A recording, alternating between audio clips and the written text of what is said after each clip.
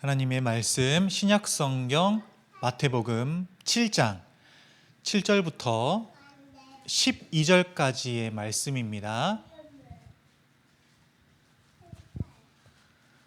마태복음 7장 7절부터 12절까지의 말씀을 제가 봉독하겠습니다. 눈으로 따라오시면 되겠습니다. 구하라 그리하면 너희에게 주실 것이요 찾으라 그리하면 찾아낼 것이요 문을 두드리라 그리하면 너희에게 열릴 것이니 구하는 이마다 받을 것이요 찾는 이는 찾아낼 것이요 두드리는 이에게는 열릴 것이니라. 너희 중에 누가 아들이 떡을 달라 하는데 돌을 주며 생선을 달라 하는데 뱀을 줄 사람이 있겠느냐? 너희가 악한 자라도 좋은 것으로 자식에게 줄 알거든 하물며 하늘에 계신 너희 아버지께서 구하는 자에게 좋은 것으로 주시지 않겠느냐? 그러므로 무엇이든지 남에게 대접을 받고자 하는 대로 너희도 남을 대접하라. 이것이 율법이요 선지자니라. 아멘.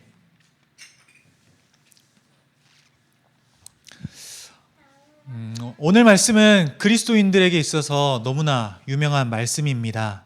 세상의 모든 것은 하나님으로부터 지어졌고 하나님의 손 안에 세상의 모든 것이 있습니다. 그런 하나님께서는 우리의 아버지가 되신다고 하고 아버지께서 우리에게 말씀하셨습니다. 구하는 것이 있으면 모든 것을 주신다라고 하셨으니 이 말씀은 우리에게 있어서 특별히 그리스도인들에게 있어서 참 든든한 말씀인 것 같기도 하고 하나님을 믿은 것은 정말 잘한 일이다 라고 생각이 되게끔 하는 말씀이기도 한 것 같습니다. 그런가 하면 이 말씀은 목회자들에게 있어서도 정말 중요한 말씀입니다. 왜 그럴까요? 우리 성도들이 신앙생활을 해야 하는데 그 신앙생활을 잘 감당하기 위해서 신앙생활을 하면서 삶을 살아갈 때 그 삶을 잘 감당하면서 살아가기 위해서 그리고 경건과 거룩을 위해서 반드시 뭘 해야 합니까? 기도해야 하는 거죠. 이 말씀만큼 기도를 강조하는 말씀이 없는 것 같습니다. 그렇기 때문에 목회자들에게 있어서도 이 말씀은 너무 중요한 것 같아요. 세상을 살다 보면 하나님을 믿지 않는 자들뿐만이 아니라 하나님을 믿는 자들 또한 삶을 살아가기 위해서 필요한 것들이 참 많이 있습니다. 그리고 그 필요한 것들 때문에 어려움을 겪는 일이 참 많이 있어요. 그럴 때에 하나님을 아버지로 모시고 살아가는 그리스도인들은 오늘의 말씀을 떠올립니다. 구하라 그리하면 너희에게 주실 것이요 찾으라 그리하면 찾아낼 것이요 문을 두드리라 그리하면 너희에게 열릴 것이니 구하는 이마다 받을 것이요 찾는 이는 찾아낼 것이요 두드리는 이에게는 열릴 것이니라. 아멘. 우리에게 있어서 무언가 조금 부족하다고 해도 걱정할 필요가 없는 이유는 무엇이냐면 하나님께서 이 말씀을 우리에게 주셨고 이 말씀을 우리가 붙들고 기도하면 되기 때문입니다. 만약에 우리 주변에 누군가가 하나님을 믿는 사람이 삶의 필요로 인해서 걱정을 하고 있다면 당장에 우리는 이렇게 말할 수 있을 겁니다. 마태복음 7장 7절에서 8절 말씀을 읽어보세요. 그 말씀을 읽어보고 그 말씀을 꽉 붙들고 하나님께 나아가서 간절히 기도하세요. 그러면 당신이 지금 걱정하고 있는 그 문제 말끔하게 해결될 겁니다. 그러니 이제는 그 말씀을 읽고 기도하고 걱정하지 마세요. 너무 좋은 말씀이에요. 많은 그리스도인들이 오늘의 말씀을 이와 같이 대해왔고 지금도 기도를 위해서 삶의 필요를 위해서 오늘 말씀을 인용하면서 오늘 말씀을 읽어가면서 살아갑니다. 목회자들은 이렇게 설교하기도 하고 권면하기도 합니다. 그런데 우리가 신앙생활을 해보면 신앙생활을 해보신 분들이라면 신앙생활을 하면서 오늘의 말씀을 가지고 기도해 보신 분들이라면 아마 다들 경험해 봤을 거예요. 많은 경우에 기도해도 안 주세요. 많은 경우에 찾는데도 찾아낼 수가 없고 두드리는데 열리지가 않는 거예요. 지금 당장 나에게 4억만 있으면 될 것 같은데 4억만 있으면 그래도 어느 정도 그냥 좀 연식된 아파트에 들어가서 삶을 살아갈 수 있을 텐데 안정적으로 삶을 살아갈 수 있을 텐데 그러기 위해서 내가 어떻게 해야 할까? 방법은 로또밖에 없는 것 같고 그러면 로또만 되면 참 좋을 텐데 기도하고 로또를 사봐도 안 돼요. 이런 요행을 바라지 않고 착실하게 살기 위해서 대기업의 문을 막 두드려요. 그렇게 간절히 기도하는데 대기업의 문은 쉽게 열리지가 않아요. 생활비가 딱 100만 원이 부족해요. 100만 원을 주시라고 하나님께 간절히 기도하는데 매달 가게는 적자예요. 모자라요. 그러니까 오늘 말씀은 분명히 하나님의 약속의 말씀임에도 불구하고 내 삶의 필요를 따라서 하나님께 간절히 기도하는데 이 말씀을 분명히 믿고 기도하는데 하나님께서 나의 아버지가 되신다는 사실을 나는 분명히 믿고 이 모든 만물이 하나님께 속했다는 것도 믿고 구하면 주신다라고 하는 이 말씀을 믿는데 그렇게 구했을 때 하나님이 나에게 좀 주시면 하나님께 손해될 게 전혀 없는데 그런데도 기도의 응답이 없을 때가 참 많은 것 같단 말입니다. 그러면 우리가 어떻게 생각을 하냐면 이렇게 생각하는 거예요. 아, 하나님께서 내가 기도하는데 내 기도를 들으시지 않는 것 같아. 그렇게 생각하는 사람 진짜 있거든요. 그런데 하나님이 정말 우리의 기도를 듣지 않으시는 걸까? 하나님은 우리들의 필요를 우리보다 더 잘하신다 말씀하십니다. 찬양의 가사처럼 우리의 작은 신음에도 응답하시는 분이 하나님이시다 말씀하세요. 특별히 우리가 잘 아는 예가 있죠. 출애굽기 6장 5절에 보면 이스라엘 백성들이 출애굽하기 전에 하나님께서 이스라엘 백성들의 신음 소리를 들으셨다 말씀하셔요. 그리고 그들을 출애굽시키겠다고 하나님께서 그 아브라함과 한 약속을 기억해내시고 그들을 이끌어내시겠다 말씀하신 거거든요. 그렇기 때문에 그들의 신음소리도 들으시는 그 하나님도 우리들의 그 작은 신음에도 응답하시는 하나님이시니 우리의 기도를 안 들으시는 게 아니란 말입니다. 그러면 왜 구해도 주시지 않는 걸까? 또 이렇게 생각하는 겁니다. 믿음이 부족해서 주시지 않는다고 생각하는 거예요. 내 믿음이 부족해서. 성경에 기록된 말씀, 오늘 말씀이에요. 구하라 그리하면 너희에게 주실 것이요 라고 하는 이 말씀에 대해서 믿음이 부족한 겁니다. 진짜 그럴까? 진짜 그럴까? 아, 내가 기도해도 하나님이 좀 안 주시는 것 같은데 오늘 말씀이 분명히 이렇게 말씀하셨는데 이 말씀에 대해서 내가 의심이 조금 가는 거예요. 구하라 그리하면 너희에게 주실 것이요 라고 하는 이 말씀에 대해서 내가 의심하기 때문에 내 믿음이 부족해서 구해도 주시지 않을까? 그렇다면 믿음이 부족하지 않고 믿음이 충만한 건 도대체 뭘까요? 믿음이 충만한 게 도대체 뭘까요? 믿음이 충만하여서 하나님이 주신다고 한다면 뭐가 믿음이 충만한 거예요? 구하면 반드시 주신다라고 하는 이 말씀에 대해서 내가 반복하면서 하나님이 구하면 나에게 주실 거야. 하나님 나에게 주실 거야. 하나님 믿습니다. 하나님 믿습니다. 믿습니다. 아멘. 그러면 믿음이 충만해지는 걸까요? 그러면 이 말씀이 나에게 진정으로 믿음으로 다가오는 걸까요? 또 이렇게 생각하기도 해요. 내 기도가 부족해서 그런 거다. 누군가가 말하죠. 더 기도해. 너 그 정도 기도해서 안 돼. 너 그 정도 기도하니까 하나님 구해도 안 주시는 거야. 그렇다면 얼마나 기도해야 됩니까? 솔로몬이 1,000번제를 하나님께 드렸다고 합니다. 그러면 하나님 앞으로 나아가서 적어도 1,000번 정도는 기도해야 하나님 우리의 구하는 것을 주실까? 조금 신앙생활을 조금 더 해보신 분들, 조금 더 말씀을 생각해 보신 분들은 또 이렇게 생각하기도 하죠.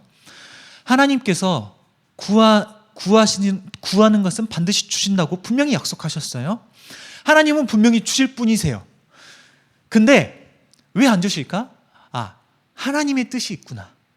내 뜻이 있고 하나님의 뜻이 있는데 내 뜻과 하나님의 뜻이 다르구나. 그래서 내 뜻과 하나님이 다르니까 하나님의 뜻을 내가 기도하면 하나님이 나에게 주시겠구나. 이렇게 생각을 하는 거죠. 그러니까 어떻게 해야 되냐면 하나님의 뜻을 구해야 되는 거예요. 그러면 우리가 하나님의 뜻을 어떻게 할 수 있습니까? 그 뜻이 무엇인지 어떻게 할 수 있을까요? 지금 내가 당장 필요한 게 있는데 거기에 대해서 하나님의 뜻이 뭔지 내가 어떻게 알아요? 오랜 시간 동안 하나님께 무릎 꿇고 가서 간절히 기도하면 그래서 그것이 하나님의 뜻이다라고 내가 확신이 오면 그것을 구했을 때 하나님이 주실까요? 과연 그 뜻이 하나님의 뜻인지 어떻게 100% 확신할 수 있을까요? 어떻게 확신해요? 어떻게 하나님 말씀해 주십니까? 야, 이게 내 뜻이다 아, 그래, 너가 이렇게 기도했구나. 그게 내 뜻이야. 만약 그렇게 구해서 주셨다고 한다면 하나님의 뜻인 것이고, 만약 그렇게 해서 안 주셨다면 하나님의 뜻이 아닐까요? 그러면 또 다르게 기도해야 되는 걸까요? 함께 본문 9절과 11절 말씀, 9절부터 11절 말씀을 한번 읽으면 좋을 것 같아요. 마태복음 7장 9절부터 11절 말씀을 함께 읽어보도록 하겠습니다. 함께 읽습니다. 시작. 너희 중에 누가 아들이 떡을 달라 하는데 돌을 주며 생선을 달라 하는데 뱀을 줄 사람이 있겠느냐? 너희가 악한 자라도 좋은 것으로 자식에게 줄 알거든. 하물며 하늘에 계신 너희 아버지께서 구하는 자에게 좋은 것으로 주시지 않겠느냐? 아멘. 요즘에 우리 딸 설이가 배가 고프면요, 맘마라는 말을 해요. 맘마. 참 신기해요. 맘마라는 말을 하는 게 너무 신기해요. 맘마 하면서 식탁 앞으로 가요. 우리 집에 식탁 앞으로 가서 설이가 앉는 의자를 가리켜요. 자기가 앉는 의자가 있거든요. 맘마 이렇게 말을 해요. 무슨 말이에요? 배고프니까 밥을 주란 말이에요. 그렇죠? 밥을 주라고 하는데 제가 그 말을 듣고 맘마라는 말을 듣고 장난감 상자로 가서 도너츠 모양의 장난감을 가져다 주고 먹으라고 하는 겁니다. 부모라면 그렇게 하는 부모가 있을까요? 물론 장난칠 수 있죠. 근데 진짜 애가 배가 고파서 맘마 하는데 장난감 그 도너츠를 가서 야, 너 배고프니까 이거 먹어. 자, 이거 먹어. 진지하게 이렇게 말할 사람 있을까요? 없을 겁니다. 밥을 주라고 하면 잠깐만 기다려 하고 분주하게 움직일 겁니다. 가서 설이가 어떤 밥을 먹어야 될까 서둘러서 밥을 차려줄 거예요. 너희 중에 누가 아들이 떡을 달라고 하는데 돌을 줄 사람이 있으며 생선을 달라고 하는데 뱀을 줄 사람이 누가 있겠느냐 말입니다. 아마 자녀가 배가 고파서 돌을 달라고 해도 우리는 돌이 아니라 떡을 줄 거예요. 자녀가 배가 고프다고 뱀을 달라고 하면 우리는 뱀이 아니라 생선을 줄 거란 말입니다. 배가 고프다고 하면 도너츠 모양의 장난감을 빨아먹고 있다면 배가 고프구나 라고 생각을 해서 밥을 차려줄 거란 말입니다. 아무리 악한 부모라도 자기 자식에게는 좋은 것으로 줄 거예요. 그게 부모거든요. 아무리 부모가 악하다고 해서 부모는 아이에게 악하다고 해도 부모는 아이에게 늘 좋은 것으로 주고 싶단 말이에요. 돌이 아닌 떡을 줄 것이고 뱀이 아닌 생선을 줄 것이며 장난감 도너츠가 아닌 밥을 줄 거란 말이에요. 우리 하나님 어떠십니까? 하나님 어떠실까요? 하나님 우리 아버지 되십니다. 악한 부모도 자기 자녀에게 좋은 것으로 주시는데 악과는 전혀 무관하신 그 하나님, 악은 전혀 없으시고 선으로 충만하신 하나님께서 예수 그리스도를 믿어 하나님을 아버지라고 부르는 그 자녀된 우리에게 늘 뭐로 주셔요? 좋은 것으로 주신단 말입니다. 그러면 다시 생각해 보면 좋겠어요.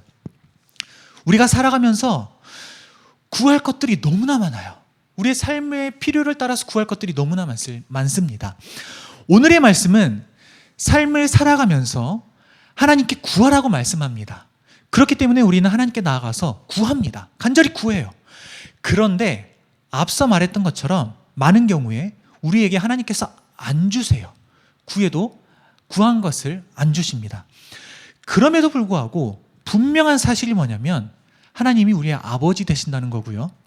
그리고 그렇기 때문에 하나님은 자녀된 우리에게 반드시 주신다는 겁니다. 그런데 하나님 아버지는 우리가 구하는 그것을 주시는 것이 아니라 가장 좋은 것으로 주신다 말씀하고 계시는 거예요. 우리는 돌을 주라고 계속 구하는 겁니다. 하나님, 돌이 너무나 좋은 것 같아요. 이 돌 너무 좋은 것 같은데 하나님 저에게 돌 좀 주세요. 그런 우리에게 하나님이 뭘 주시냐면 떡을 주시는 거예요. 하나님, 뱀이 너무나 좋은 것 같아 보여요. 나 뱀 주세요 라고 할 때에 하나님은 우리에게 뱀이 아닌 생선을 주신다고요. 좋은 것, 하나님이 우리에게 좋은 것을 주신다 말씀하십니다. 좋은 것이라고 하는 것은 우리가 구하는 것이 좋은 게 아니에요.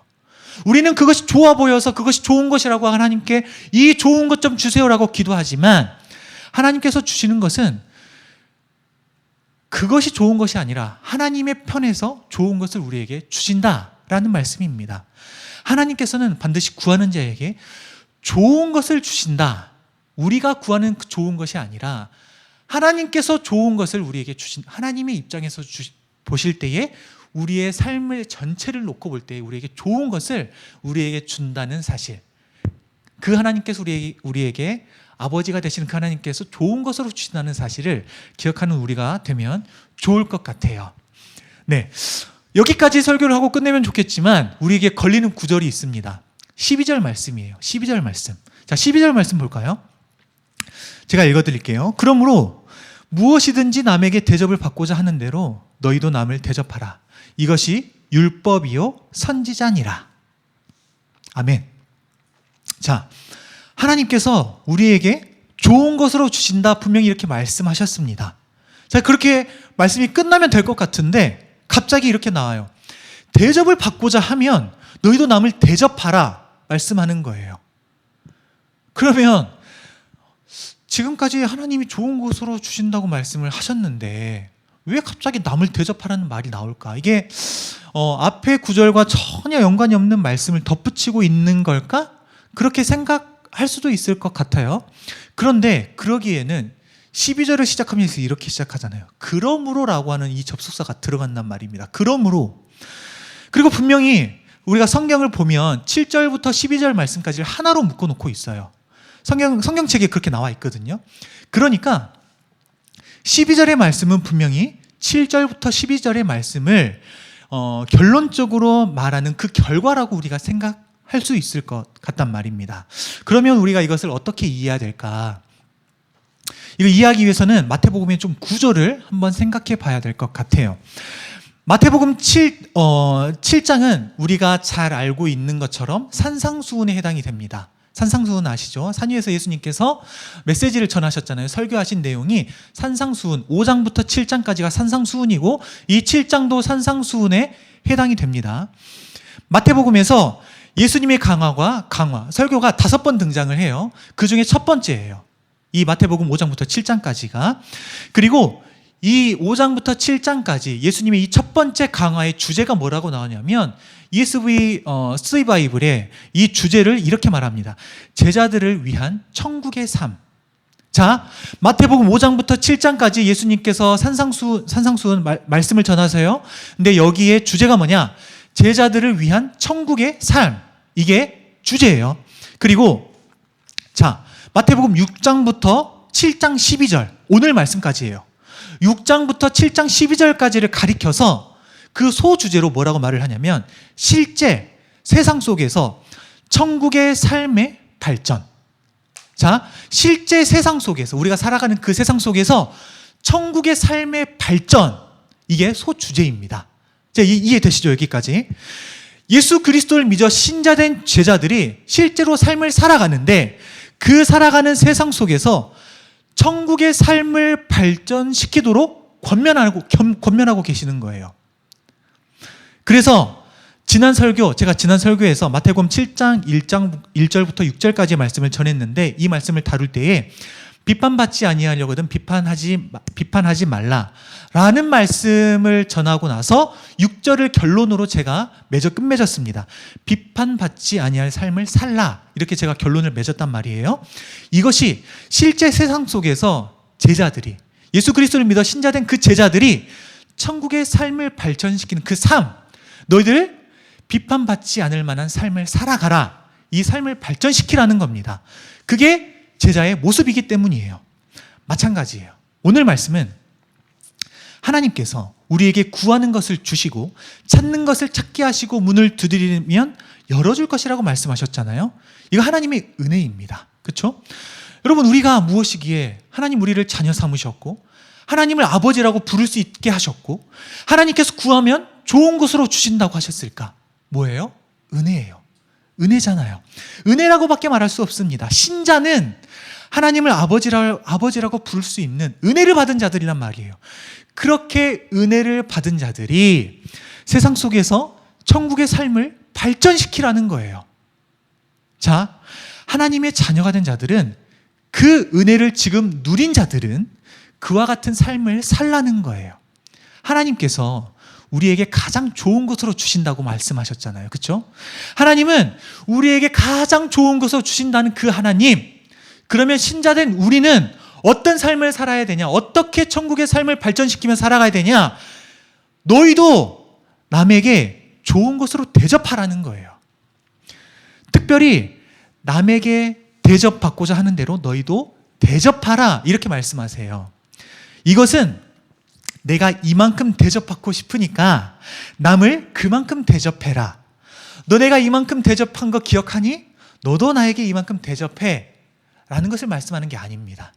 이 말씀의 뜻은 이런 겁니다. 누군가 나를 식사 대접을 한다는 명목으로 집에 초대를 했어요. 그래서 내가 집에 갔습니다. 근데 그 사람이 어제 먹다 남은 치킨을 꺼내오는 거예요. 어떨 것 같아요? 좀 기분이 썩 좋지 않을 것 같습니다. 새 치킨을 먹고 싶은데 헌 치킨을 꺼내오면 이 사람이 나를 대접하고자 하는 마음이 있나? 나를 무시하나? 이렇게 생각할 수 있지 않겠어요? 남이 나를 대접한다고 했을 때 좋으면 좋은 것일수록 좋겠잖아요. 그렇죠? 그렇게 남에게 대접을 받고자 하는 대로 그 생각대로 남을 대접하라는 거예요. 그렇게. 왜요? 하나님께서 우리에게 좋은 것으로 주시니까요. 우리가 하나님께 구할 때 하나님께서는 우리가 생각하는 것이 아닌 하나님께서 진정으로 좋은 것을 우리에게 주시는 것처럼 너희가 그렇게 은혜를 받은 신자가 되었냐? 그렇다면 그리스도의 제자로서 어떤 삶을 살아야 하냐면 남에게 좋은 것으로 내가 생각할 때에 정말 좋은 것으로 남을 대접하는 삶을 살아라 라고 하는 것을 지금 말씀하고 계신다는 겁니다. 그리고 오늘 본문은 이어서 말합니다. 이것이 율법이요 선지자니라. 이거 뭔 말이에요? 이것이 율법이요 선지자니라. 그리스어 성경을 보면 여기에서 가르라고 하는 접속사가 나와요. 뭐냐면 왜냐하면이란 뜻이에요. 왜냐하면 그러니까 너희가 남을 그렇게 대접해라. 왜냐하면 이것이 율법이요 선지자이기 때문이다 라는 말이거든요. 율법과 선지자가 뭐냐는 거예요. 마태복음 5장 17절에 보면 예수님께서 이렇게 말씀하세요. 내가 율법이나 선지자를 폐하러 온 줄로 생각하지 말라. 율법을 폐하러 온 것이 이것을 폐하러 온 것이 아니요 완전하게 하려 함이라 라고 말씀합니다. 예수님은 율법과 선지자를 폐하러 오신 것이 아니고 완전하게 하러 오셨다 말씀하고 있는 겁니다. 그리고 마태복음 22장에서 한 율법사가 예수님을 시험하면서 물어요. 선생님, 율법 중에서 어떤 계명이 큽니까? 라고 물었을 때 예수님이 이렇게 말씀하십니다. 내 마음을 다하고, 잘 알죠? 목숨을 다하고 뜻을 다하여 주 너희 하나님을 사랑하라 하셨으니 이것이 크고 첫째 되는 계명이요 둘째도 그와 같으니 내 이웃을 내 자신과 같이 사랑하라 하셨으니, 그리고 40절 이 두 계명이 온 율법과 선지자의 강령이니라 이렇게 말씀하십니다. 그러니까 이것은 율법이요 선지자이기 때문이다 라고 하는 이 말씀은 구약 성경의 핵심인 하나님 사랑 그리고 이웃 사랑을 가리키는 거예요. 신자는 하나님과의 관계를 생각하고 난 이후에 반드시 이웃과의 관계를 생각해야 되는 것이에요. 하나님 아버지께 구할 때에 하나님께서는 우리에게 가장 좋은 것으로 주시는 것처럼 우리도 남에게 좋은 것으로 대접해야 한다는 겁니다. 그리고 이러한 삶이 하나님의 자녀이자 신자로서 천국의 삶을 발전시키는 삶의 모습인 겁니다. 말씀을 정리해 볼게요. 하나님은 우리에게 구하라, 찾으라, 두드리라 말씀하십니다. 그러면 주실 것이고 찾아낼 것이고 열릴 것이다 말씀하셨습니다. 그러나 이것은 우리의 입장에서 주시고 찾아내고 열릴 것이 아닌 하나님 편에서 가장 좋은 것으로 주시고 찾아내게 할 것이고 열리게 하실 것이다 말씀하시는 겁니다. 우리보다 우리의 삶을 더 잘하시는 하나님은 한치 앞도 내다보지 못하는 우리의 삶을 가장 좋게 인도해 주실 것이고 가장 좋은 것으로 우리에게 주실 것입니다. 우리가 이런 대접을 받을 만한 자격이 없음에도 불구하고 하나님은 우리에게 가장 좋은 것으로 대접해 주십니다. 우리는 이것을 은혜라고 말합니다. 우리는 이러한 은혜를 받은 신자입니다. 우리가 신자가 되었고 그러한 은혜를 받았다고 한다면, 그러한 대접을 받았다고 한다면 이제 은혜를 입은 하나님의 자녀로서 예수 그리스도의 제자로서 우리가 대접을 받은 것처럼 우리는 이웃을 그렇게 대접하라는 말입니다. 우리 또한 우리의 이웃을 그와 같이 대접해야 한다는 말입니다. 이런 삶이 세상 세상에 살아가면서, 세상 속에서 삶을 살아가면서 천국의 삶을 발전시키는 삶이며, 예수 그리스도를 믿어 천국의 삶을 살아가는 신자가 마땅히 살아가야 할 삶의 모습인 겁니다.